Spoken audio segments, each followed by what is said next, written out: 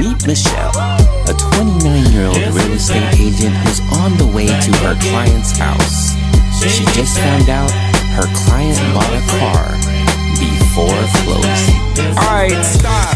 Before you swing that bat and try to get him back, look at the ring cam and think about the consequence. Who are you? I'm your real estate conscience. That's nonsense. Should I go ahead and steal it so he can report it stolen? Insurance kicking in so we can get to closing. Scratch that, he's a liar. I'm sick of these buyers. Slash the tire, break the glass, light the hood on fire. Yeah, but if it all goes down, yo, this is scary. Start looking forward to prison commissary. Think about your future before you go and burn it. But really, is this commission even worth it? F that, light that, scratch that whip. Can you afford to pay my rent? Are you that rich? Why you even care so bad? You hear that, Mitch? Don't even listen to Mitch, yo, she's bad for you. You know what, Steve? I don't like your attitude. Smack that.